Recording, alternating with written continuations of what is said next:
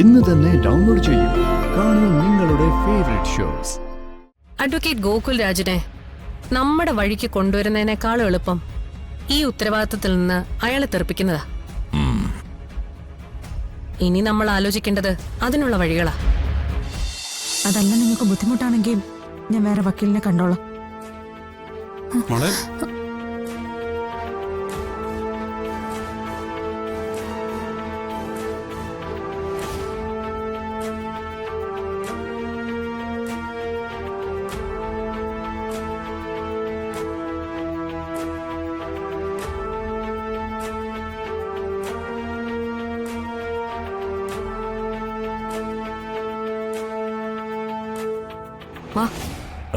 Good morning madam.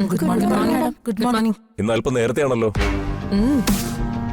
ഇന്ന് നമുക്കൊരു പുതിയ ജോയിനിങ് ഉണ്ട്, അതുകൊണ്ട് നേരത്തെ വരാന്ന് കരുതി. Good morning Sandeep.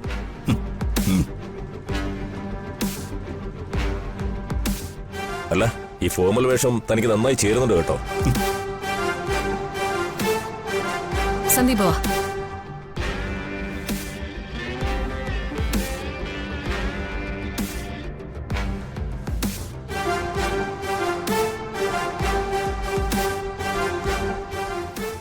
This is your workstation from today.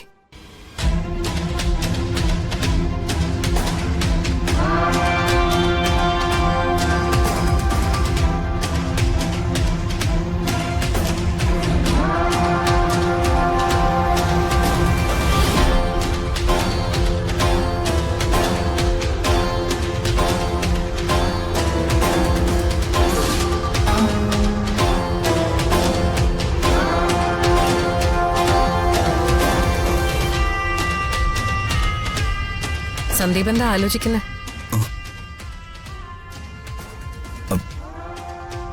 ഒന്നുമില്ല. സത്യത്തില് ഇത് ഞാൻ ഒട്ടും പ്രതീക്ഷിച്ചല്ല. ഇത് വേണ്ടായിരുന്നു നിനക്ക് തോന്നുന്നുണ്ടോ? അയ്യോ, അത് ഞാനൊരു പോസിറ്റീവ് സെൻസിൽ പറഞ്ഞതാ. ഇവിടേക്ക് തിരിച്ചു വരാനൊരു സാഹചര്യം ഒരുക്കി തന്നതില് എനിക്ക് അങ്ങേറ്റതും നന്ദിയുണ്ട്.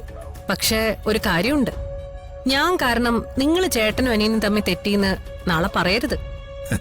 ഇനി എന്നെ അവിശ്വസിക്കുകയാണോ? വിശ്വാസോ അവിശ്വാസോ ഒക്കെ ആപേക്ഷികമല്ലേ സന്ദീപേ? ഇന്ന് നമ്മൾ വിശ്വസിച്ച് കൂടെ നിർത്തുന്നവർ നാളെ നമ്മളെ ചതിക്കില്ലെന്ന് ഉറപ്പുണ്ട്. നിങ്ങള് ഞങ്ങളെ ചതിച്ചത് അങ്ങനെയാണല്ലോ. എന്തൊറ്റി സന്ദീപ്? അല്ല, അനുഭവങ്ങൾ തന്നെയാണല്ലോ നമ്മളെ പഠിപ്പിച്ചുകൊണ്ടിരിക്കുന്നത്. അതുകൊണ്ടാ ഞാൻ പറയുന്നത്. ആലോചിക്കാൻ നിനക്ക് ഇനി സമയമുണ്ട്. നിന്റെ തീരുമാനം യെസ് എന്നാണെങ്കിൽ നിനക്കായി കരുതി വെച്ചിരിക്കുന്ന ഓഫേഴ്സിനെ കുറിച്ച് ഞാൻ സംസാരിക്കാം. ബാക്കിയൊക്കെ അപ് ടു യു.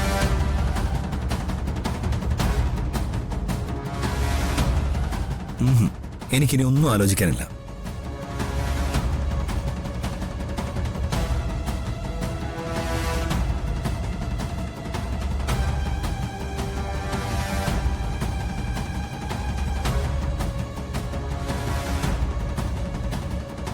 ഏത് വളർച്ചയിലും ഏത് തളർച്ചയിലും നിങ്ങൾക്കും കമ്പനിക്കും ഒപ്പം ഈ സന്ദീപും ഉണ്ടാവും. ഇതെന്റെ വാക്കാ.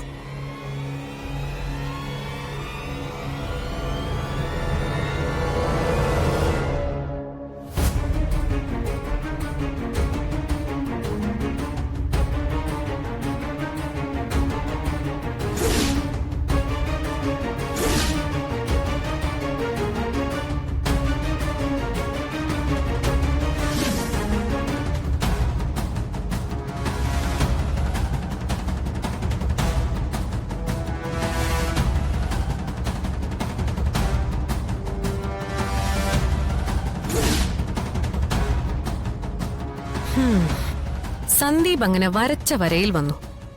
അവന്റെ മനസ്സ് മാറാതിരുന്നാ നമ്മൾ രക്ഷപ്പെട്ടു. അതുകൊണ്ട് മാത്രം കാര്യമില്ല മൂർത്തി. ആ ഗോകുലിനെയും കൂടെ നമ്മുടെ വരുതിക്ക് വരുത്താതെ നമ്മൾ സേഫ് ആണെന്ന് പറയാൻ പറ്റില്ല.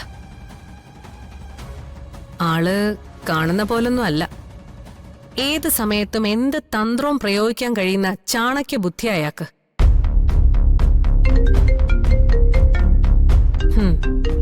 കണ്ടില്ലേ എന്തൊരായസ. തിരുനെറ്റിക്ക് വെടി കൊണ്ടാലും ഇയാള് ചാവാൻ പോകുന്നില്ല. Hi Gokul, how are you? ഞാൻ കുശലാന്വേഷണമായി വിളിച്ചതല്ല വന്തിക. സച്ചിയുടെ കേസുമായി ബന്ധപ്പെട്ട് എനിക്ക് നിങ്ങളുടെ മൊഴിയെടുക്കണം. നാളെ രാവിലെ എന്റെ ഓഫീസ് വരെ ഒന്ന് വരേണ്ടി വരും. അത്രയ്ക്കൊക്കെ ഒഫീഷ്യൽ ആവണോ ഗോകുൽ? ഒന്നുമില്ലേലും നമ്മളടുത്ത പരിചയക്കാരല്ലേ. ഞാൻ വീട്ടിലേക്ക് വരാം. സോറി വന്തിക, ഒഫീഷ്യൽ കാര്യങ്ങൾ ഞാൻ വീട്ടിൽ വെച്ച് ഡീൽ ചെയ്യാറില്ല. അതുകൊണ്ട് വീട്ടിൽ വെച്ച് വേണ്ട, ഓഫീസിലേക്ക് വന്നാൽ മതി. അല്ല, അത് പിന്നെ ഗോകുൽ. അപ്പോ നാളെ 10 മണിക്ക് എന്റെ ഓഫീസിൽ കാണാം. Please be on time.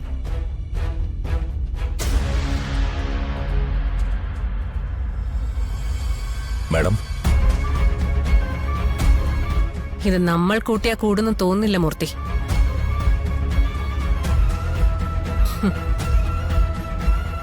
ഞാനും ഗോകുലും തമ്മിലുള്ള പരിചയത്തിന്റെ ഒരു കണിക പോലും അയാളുടെ വാക്കുകളിൽ ഉണ്ടായിരുന്നില്ല. ഒരു വിട്ടുവീഴ്ചയും അയാളിൽ നിന്ന് നമ്മൾ പ്രതീക്ഷിക്കാനില്ല. ന്യായം നമ്മുടെ ഭാഗത്തല്ല എന്ന് അയാൾ കണ്ടെത്തുന്ന ആ നിമിഷം സർവ്വതും നമ്മുടെ കാൽച്ചുവട്ടിൽ നിന്ന് ഒലിച്ചു പോകും. അല്ല, നമ്മളിനി എന്ത് ചെയ്യും മാഡം?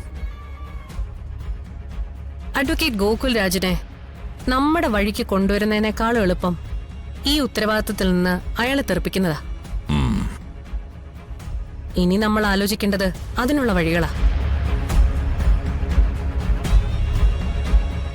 എന്ത് വില കൊടുത്തും ഈ അന്വേഷണ കമ്മീഷനായി നമുക്കൊപ്പം നിൽക്കുന്ന ഒരാളെ കൊണ്ടുവന്നേ പറ്റൂ.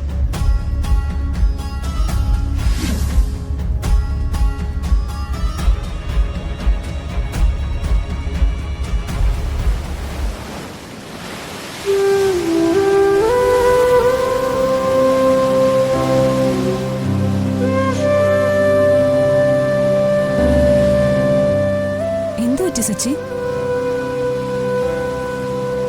അല്ല, ഇവിടെ വരുന്നത് അത്ര ഇഷ്ടമില്ലാതിരുന്ന ആളായിരുന്നല്ലോ. പിന്നെ ഇന്നെന്താ ഇങ്ങോട്ട് വരണമെന്ന് തോന്നിയത്? സമാധാനം നഷ്ടപ്പെട്ട് നിലനിർത്തി നിൽക്കുമ്പോ ഇവിടെ വന്ന് നിൽക്കുന്നത് നല്ലതാണെന്ന് അന്ന് വക്കീൽ പറഞ്ഞപ്പോ ഞാൻ വിശ്വസിച്ചില്ല.